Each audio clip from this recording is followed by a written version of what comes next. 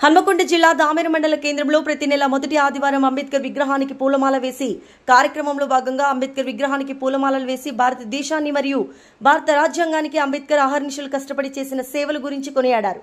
ఈ కార్యక్రమంలో అంబేద్కర్ సేవా సమితి నాయకులు వెల్పుల రాజ్ కుమార్, పోతుల కొమ్మల, దామెర రమేష్, గరిక విష్ణుమూర్తి తదితరులు పాల్గొన్నారు।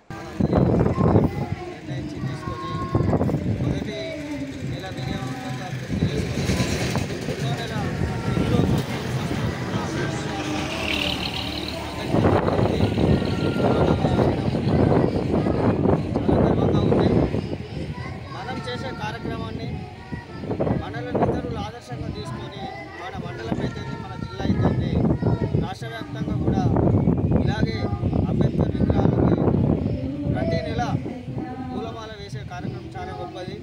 అంబేద్కర్ వర్ధంతిని జయంతినే కాకుండా ప్రతి నెల గుర్తించుకొని విగ్రహ శుద్ధి చేసుకొని వేయడం ఏంటంటే మనం బాబాసాహెబ్ అంబేద్కర్ని స్మరించుకున్న వాళ్ళమైతే ఈరోజు సమాజంలో మనం ఉన్నత స్థాయిలో ఉన్నామంటే దానికి ఒకే ఒక కారణం బాబాసాహెబ్ అంబేద్కర్ గారని నేను తెలుపుతున్నాను।